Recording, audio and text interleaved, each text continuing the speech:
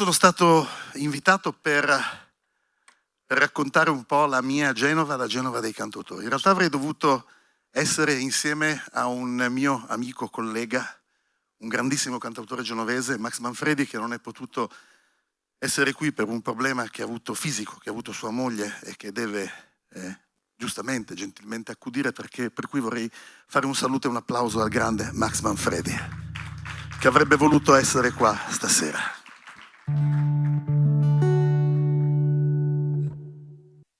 In piena facoltà, egregio presidente, le scrivo la presente che spero leggerà. La cartolina qui mi dice terra terra di andare a far la guerra quest'altro lunedì. Ma io non sono qui, egregio presidente, per ammazzar la gente, più o meno come me. Io non ce l'ho con lei, sia detto per inciso, ma sento che ho deciso e che diserterò. Ho avuto solo guai da quando sono nato e i figli che ho allevato han pianto insieme a me. Mia mamma e mio papà ormai son sottoterra e a loro della guerra non gliene fregherà. Quando ero in prigionia qualcuno mi ha rubato mia moglie e il mio passato, la mia migliore età. Domani mi alzerò e chiuderò la porta sulla stagione morta e mi incamminerò. Vivrò di carità sulle strade di Spagna, di Francia e di Bretagna e a tutti griderò di non partire più e di non obbedire per andare a morire per non importa a chi. Per cui se servirà del sangue ad ogni costo andate a dare il vostro. Se vi divertirà e dica pure ai suoi, se vengono a cercarmi, che possono spararmi, io armi non ne ho.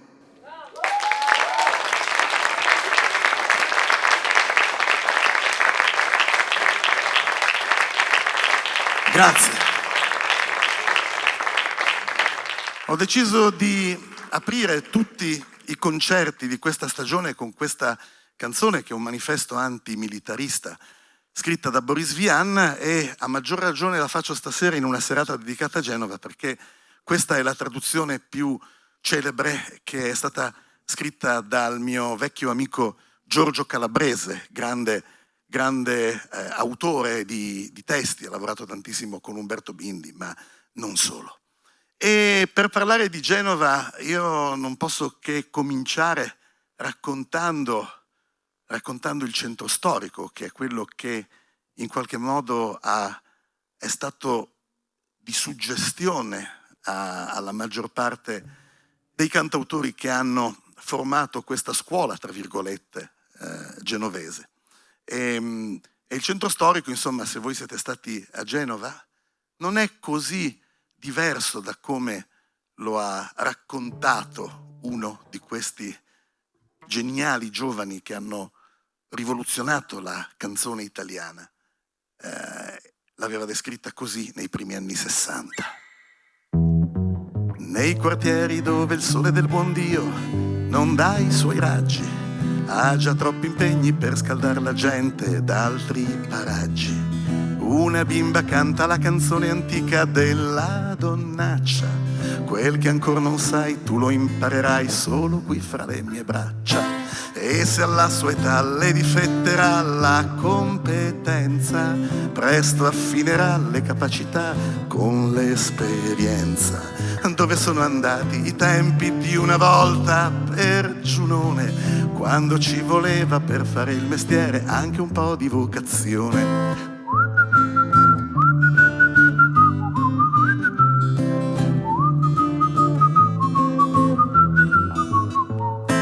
Una gamba qua, una gamba là, gonfi di vino, 4 pensionati mezzo avvelenati al tavolino. Li troverai là col tempo che fa Estate e inverno, astra tra cannare astra, maledir le donne, il tempo ed il governo. Loro cercano la felicità dentro il bicchiere per dimenticare di essere stati presi per il sedere. Ci sarà allegria anche in agonia col vino forte, porteranno sul viso l'ombra di un sorriso fra le braccia della morte. Vecchio professore, cosa vai cercando in quel portone?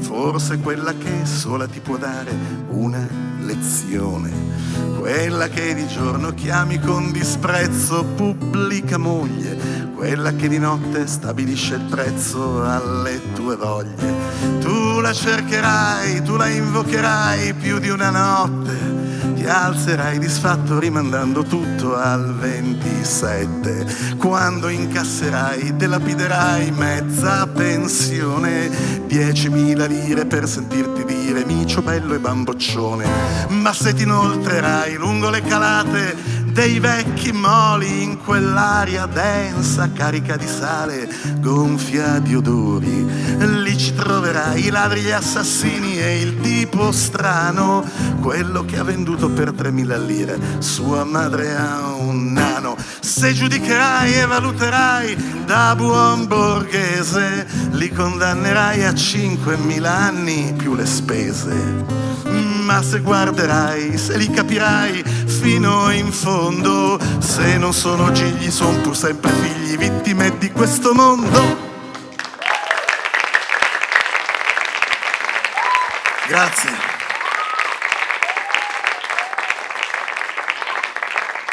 Tra l'altro, a proposito di questa canzone c'è un aneddoto abbastanza buffo e io credo assolutamente veritiero. In Via del Campo c'era un portone, il portone del vecchio professore, è il numero 8 di Via del Campo, e dentro quel portone al primo piano c'era uno delle case di tolleranza, dei bordelli più noti di Genova. Bene, succedeva questo, che a quell'epoca De André era uno studente non proprio modello e aveva un professore di greco e latino che non esitava a dargli 2, 3 nelle interrogazioni dei compiti in classe, insomma, era una tragedia. Beh, successe questo, una domenica De André si trovava a bighellonare per i vicoli di Genova e proprio in Via del Campo, e passando lì davanti all'otto vede uscire da quel portone il suo professore di greco e di latino. Si guardano negli occhi, nessuno dice niente, sembra un film western. Nessuno dice niente, uno prende una strada, l'altro prende un'altra strada. Ma da quel momento De André ha avuto tutti 7 e 8 nei compiti in classe e nelle interrogazioni. Erano molto amici questi cantautori della scuola, io dico sempre scuola tra virgolette genovese, perché non c'è stata una vera scuola, Genova è stato un luogo, un set miracoloso dove giovani talenti si sono incontrati e hanno deciso di rivoluzionare a loro modo la canzone italiana. 2 amici veri, forti, erano Luigi Tenco e Fabrizio De André. Anche sul loro primo incontro c'è un aneddoto abbastanza buffo, penso che molti di voi lo conoscano. Tenco aveva avuto un certo successo con una canzone che si chiamava Quando, bellissima. E una sera, Tenco e De André non si conoscevano ancora personalmente. Tenco entra in uno di questi locali dell'Angiporto dove stazionavano i marinai in libera uscita che arrivavano, che sbarcavano con le navi lì nel porto, funzionava benissimo a quell'epoca. C'era lo Zanzibar, il Giamaica, insomma erano tutti locali di questo tipo. E in uno di questi c'è De André che sta bevendo il suo ennesimo whisky al bancone. Tenco entra, lo vede. Ripeto, loro non si erano ancora conosciuti personalmente, ovviamente sapevano dell'esistenza l'uno dell'altro, ma non si erano mai incontrati. E Tenco lo vede ed è incazzato. E allora gli si avvicina, va al bancone e gli dice: scusa, ma perché vai a dire in giro che Quando l'hai scritta tu? E De André, senza neanche alzare gli occhi dal bicchiere e gli risponde: è per beccare della figa. Da lì diventano grandi amici, amici per la pelle, passano tantissimo tempo insieme, fino al momento tragico, insomma, della scomparsa di Luigi, del suicidio di Luigi, che anche lui è, anzi forse tra i primi, ha rivoluzionato davvero il modo di scrivere canzoni. Pensate alle canzoni d'amore che c'erano fino a quel momento, erano quelle che uscivano dalla radio, dai festival di Sanremo, con i testi contenuti che erano quelli che potevi trovare su una rivista dal parrucchiere. E lui invece arriva in quei primi anni 60 e ti sbatte in faccia una roba del genere. Mi sono innamorato di te perché non avevo niente da fare. Il giorno volevo qualcuno da incontrare, la notte volevo qualcosa da sognare. Mi sono innamorato di te perché non potevo più stare solo. Il giorno volevo parlare dei miei sogni e la notte parlare d'amore. Ed ora che avrei mille cose da fare, io sento i miei sogni svanire, ma non so più pensare a nient'altro che a te. Mi sono innamorato di te e adesso non so più nemmeno io cosa fare. Il giorno mi pento di averti incontrata e la notte ti vengo a cercare.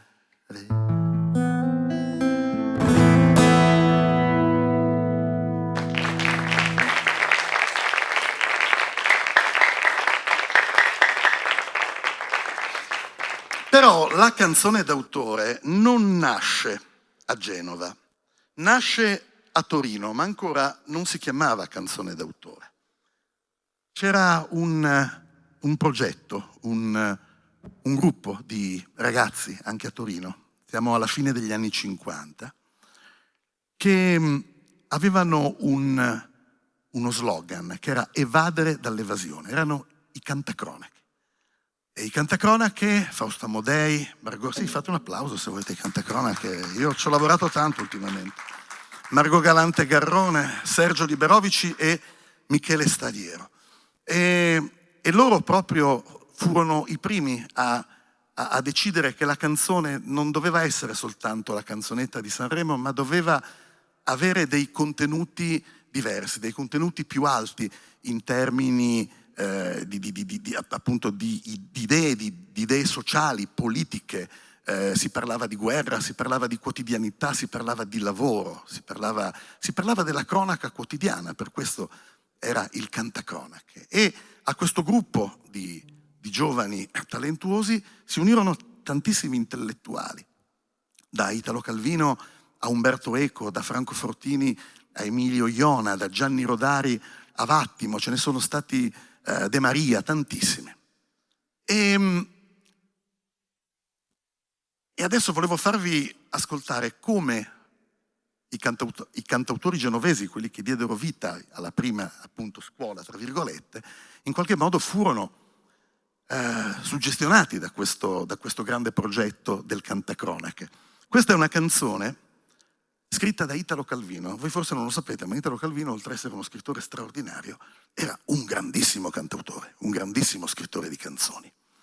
E immaginate, siamo a un decennio, 15 anni dalla fine della guerra, e quindi c'era questa necessità di parlarne e anche di esorcizzarla. E Italo Calvino scrive questa canzone bellissima che trasforma la guerra in un avvoltoio che vola sui popoli e sulla gente, chiedendo: ma mi volete la guerra? E viene sempre scacciato, fino però a un certo punto, perché perché alla fine gli uomini la guerra la vogliono sempre. Un giorno nel mondo finita fu l'ultima guerra. Il cupo cannone si tacque e più non sparò. E privo del tristo suo cibo dall'arida terra, un branco di neri avvoltoi si levò. Dove vola l'avvoltoio, avvoltoio vola via dalla terra mia, che è la terra dell'amore. L'avvoltoio andò dal fiume ed il fiume disse no. Avvoltoio vola via, avvoltoio vola via. Nella limpida corrente ora scendono carpe trote, non più i corpi dei soldati che la fanno insanguinar. Dove vola l'avvoltoio, avvoltoio vola via dalla terra mia, che è la terra dell'amore. L'avvoltoio andò ai tedeschi e i tedeschi dissero no. Avvoltoio vola via, avvoltoio vola via.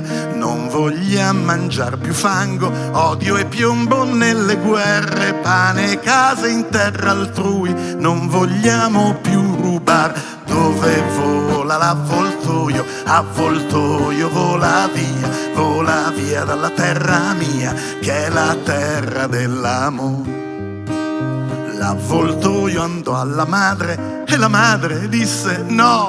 Avvoltoio vola via, avvoltoio vola via. I miei figli li do solo a una bella fidanzata che li porti nel suo letto, non li mando più a ammazzar. Dove vola l'avvoltoio, avvoltoio vola via dalla terra mia, che è la terra dell'amore. Ma chi delle guerre quel giorno aveva il rimpianto, in un luogo deserto a complotto si radunò e vide nel cielo arrivare girando quel branco e scendere finché qualcuno gridò.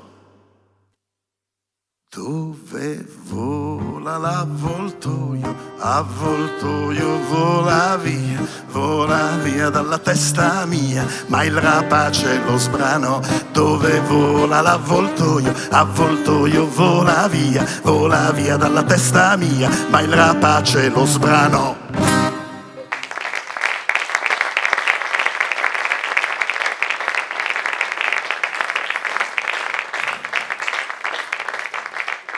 E allora, se avete ascoltato il testo di questa canzone, vi renderete conto di come una canzone di un grandissimo cantautore genovese riprenda proprio un passo di questo testo.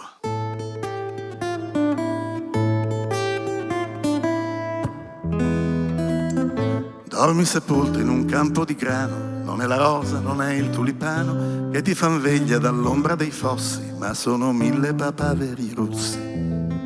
Lungo le sponde del mio torrente voglio che scendano i luci argentati, non più i cadaveri dei soldati portati in braccio dalla corrente. Così dicevi ed era d'inverno e come gli altri verso l'inferno te ne vai triste come si deve, il vento ti sputa in faccia la neve.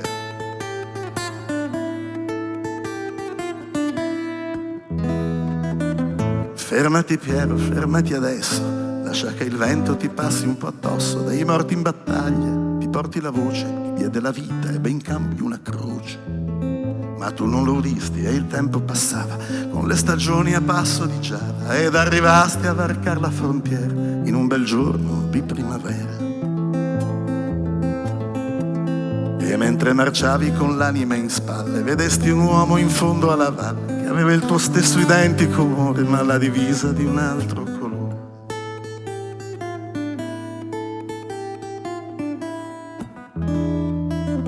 Sparagli Piero, sparagli ora e dopo un colpo sparagli ancora fino a che tu non lo vedrai esangue cadere a terra e coprire il suo sangue. E se gli sparo in fronte o nel cuore soltanto il tempo avrà per morire e il tempo a me resterà per vedere gli occhi di un uomo che muore. E mentre gli usi questa premura, quello si volta, ti vede a paura ed imbracciata l'artiglieria non ti risparmia la cortesia.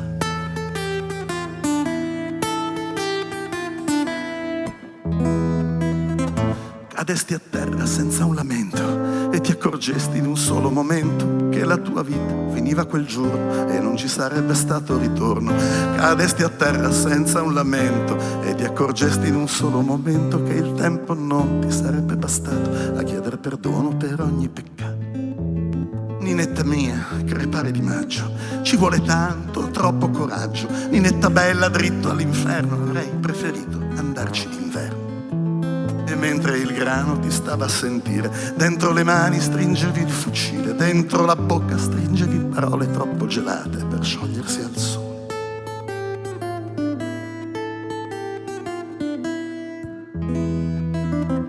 Dormi sepolto in un campo di grano, non è la rosa, non è il tulipano che ti fan veglia dall'ombra dei fossi, ma sono 1000 papaveri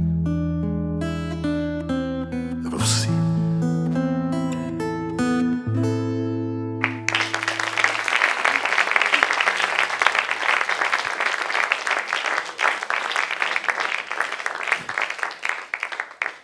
Io e Max Manfredi siamo stati in qualche modo insigniti del ruolo di eredi un po' di questa tradizione genovese. Da Fabrizio De André, in particolar modo nei confronti di Max Manfredi, e da Bruno Lauzi che mi voleva molto bene.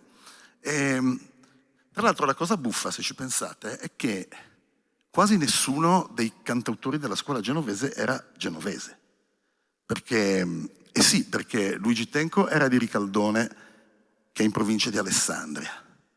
Gino Paoli era di Monfalcone, qui vicino.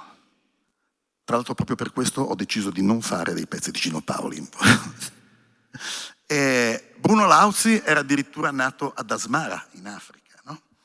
E Bruno Lauzi era tante cose, perché era un cantautore, un grandissimo interprete e anche un comico, perché la sua carriera iniziò sul palco del Derby di Milano, proprio come cabarettista, come comico. Era una persona di una simpatia straordinaria, di un'ironia feroce, scherzava molto anche sulla propria malattia, sul Parkinson, che insomma lo ha poi portato alla morte negli ultimi anni della sua vita. E questa è una canzone che non è stata scritta da Gino Paoli, ma è stata scritta da un altro cantautore che però ha avuto molto a che fare con i genovesi, che era il grande Sergio Endrigo. Non è una canzone forse tra le più note, tra le più conosciute, ma a me piace tantissimo e si intitola La donna del sud. Una donna di nome Maria è arrivata stanotte dal sud, è arrivata col treno del sole, ma ha portato qualcosa di più. Ha portato 2 labbra corallo e i suoi occhi son grandi così, mai nessuno che l'abbia baciata, a nessuno ha mai detto di sì. Maria, ai Maria, ai Maria, ai Maria, ai Maria, ai Maria.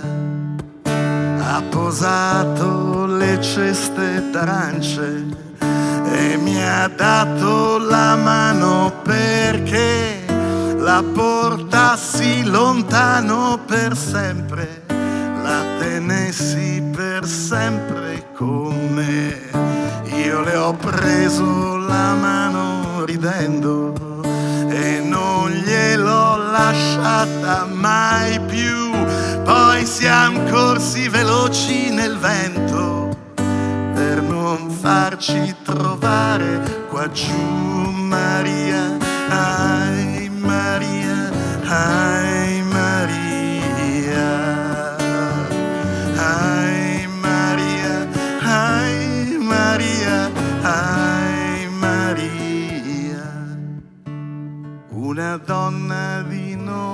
Maria è arrivata stanotte dal sud, è arrivata col treno del sole, ma ha portato qualcosa di più. Maria, ai Maria, ai Maria, ai Maria, ai Maria, ai Maria.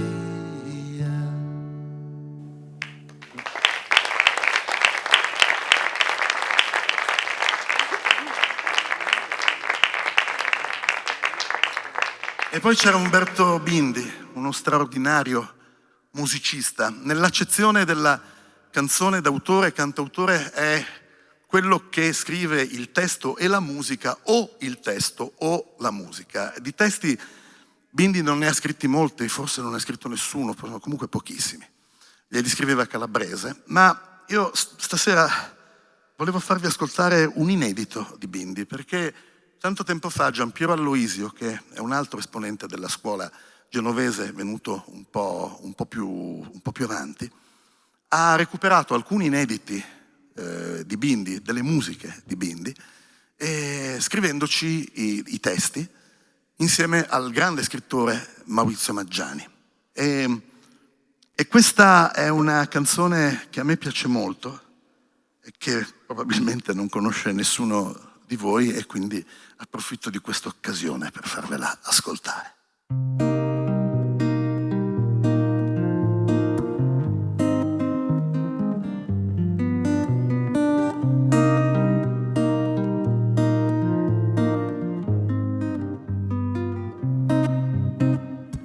Tu sei diversa, tu sai pensare, la vita ti frantumerà. Ti vengon dietro poi, non ci saranno mai, se dici un po' di verità. Ma se nel mondo tutto è verità, tu vola anche da sola, che dall'altissimo la pioggia va fin dentro al bar, lo sai,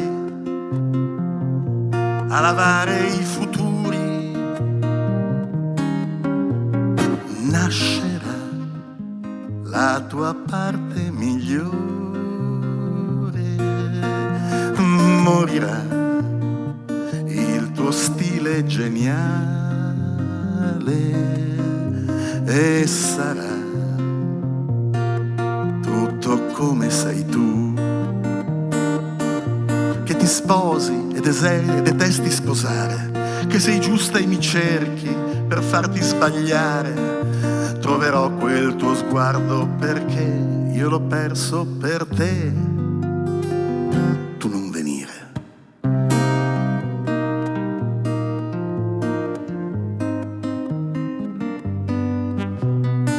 Tu sei complessa, tu sai capire, e il mondo se ne fregherà. Se con dolcezza sai, diritta al cuore vai, nessuno ti perdonerà. Ma quando il sonno spegne la TV, la luna a volte è accesa, perché la notte dei portenti non finisca più, dei riti fai per guarirmi l'amore. Nascerà la tua parte migliore, romperà il tuo specchio abituale,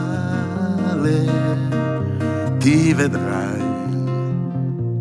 grande come sei tu, che sei vergine e aspetti un bambino, che vorresti scappare e mi tieni vicino. Ce ne andremo domani, ma adesso restiamo nei bar. Fuori c'è il temporale.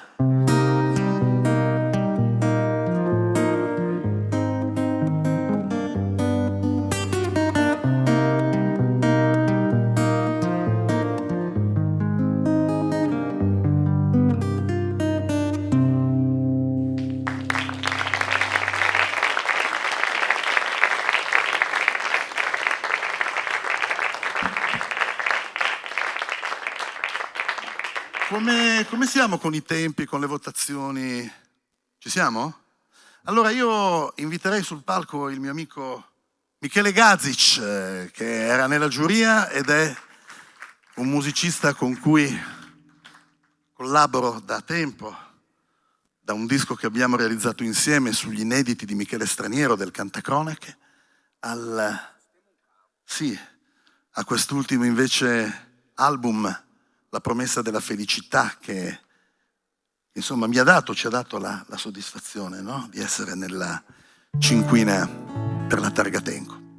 È un bell'incontro quello con Michele, che adesso mi darà una mano in questi 2 brani e poi decreteremo i vincitori, vero Duccio? Dico solo 2 parole su questo disco, La promessa della felicità, che ha un titolo forse impegnativo. È un viaggio, un piccolo viaggio fisico ma soprattutto interiore, alla ricerca di qualcosa che può somigliare la felicità. È una parola gigantesca, è una parola immensa, ognuno probabilmente ha la propria accezione di felicità. Per quello che mi riguarda è sostanzialmente trovare una vita che in qualche modo ci assomigli un po', e questo è il senso di questo disco. Come andiamo ragazzi da quelle parti?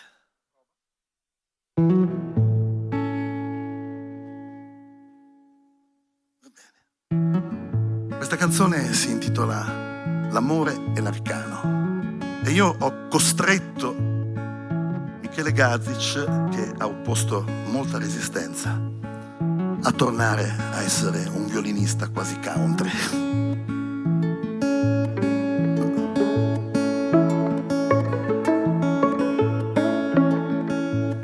Non eri paglia che potessi volare nel vento, non eri acqua che potessi gelare dal freddo, non eri pettine che potesse spezzarti il capello, non eri grano che potesse tagliarti il coltello, non eri luna che potessi eclissarti a piacere, non eri nube che potessi la pioggia creare, non eri albero che avrei anche potuto nutrire, non eri mano a cui porgere la spina ed il fiore, ma ero io la paglia, l'acqua, ero io il pettine, il grano, ero io la luna, la nube, ero l'albero, ero la mano, ero io il reduce, lo sconfitto, ero io il veterano, tu eri l'amore che scioglieva l'arcano.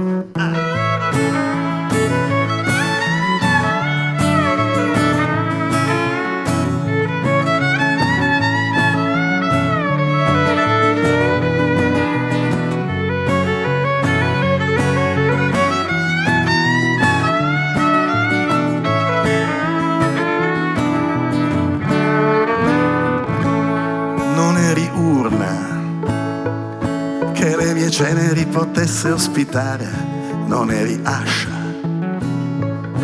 buona per decapitare, non eri quadro dove specchiarmi in un falso riflesso, non eri carta, non eri forbice, non eri sasso, ma ero io l'urna, ero l'ascia, il quadro, ero carta, forbice, sasso, ero io il reduce, lo sconfitto, quello che non teneva il passo, ero io la paglia, l'acqua, ero io il pettine, il grano, tu eri l'amore che scioglieva l'arcano.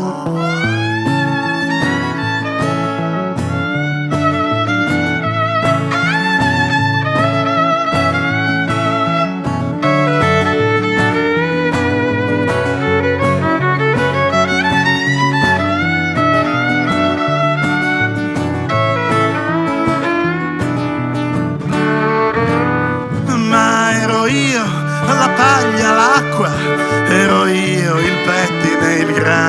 ero io, la luna, la nube, ero l'albero, ero la mano, ero io il reduce, lo sconfitto, ero io il veterano. Tu eri l'amore che scioglieva l'arcano.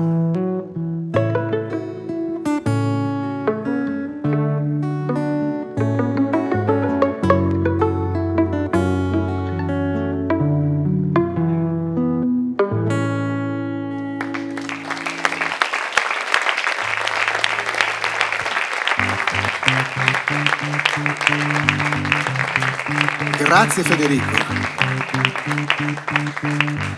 Grazie Federico. È un onore condividere il palco con Federico ed è stata una grande gioia lavorare al suo disco. Sì, è nella cinquina del premio Tenco e se ci fosse giustizia a questo mondo lo vincerebbe. Tu lo dici citando qualcuno di molto importante. Come Giona e la balena, come Giona alla catena, come Giona, come Giona, come Giona, come Giona.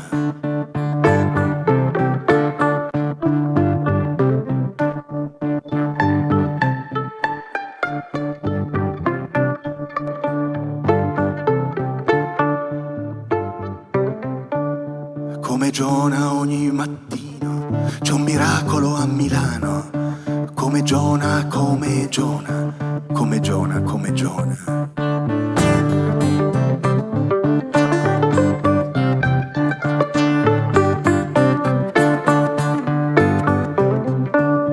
Come Giona chi non parla, poi un altro se lo mangia.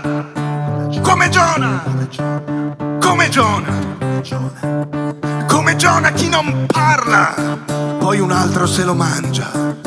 Come Giona, come Giona, come Giona, come Giona.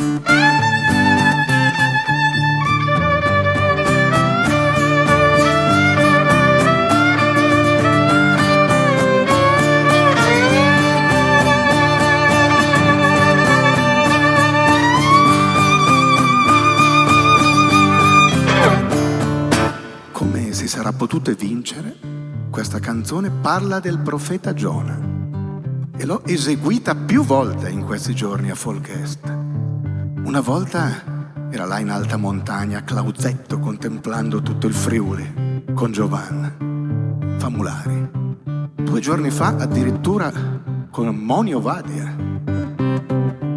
E questa canzone parla della difficoltà che abbiamo tutti a sfuggire al nostro destino. Andrea Del Favaro evidentemente doveva andare avanti a fare Folkest anche quest'anno e lo fa dal 79. È incredibile. Chi te lo fa fare, mi chiedo sempre. Complimenti.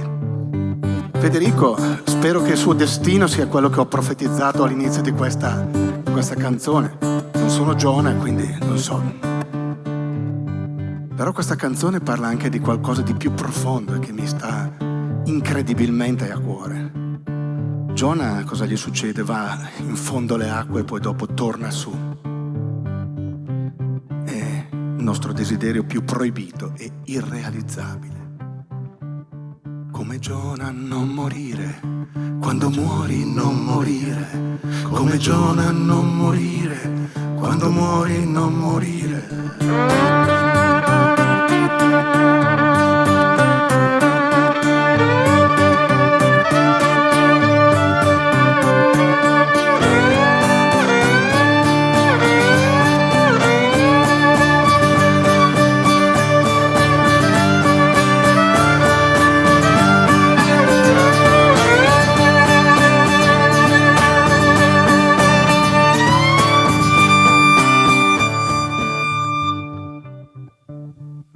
Jonas, tu splorat, culpam suam non ignorat, proquacetus eum vorat. Ecce Jonas, tu splorat, culpam suam non ignorat, proquacetus eum vorat. Michele Gazic, Federico Siriani e Ora si saprà, Grazie per l'invito, grazie di cuore. ora si saprà chi ha vinto anche questa sera.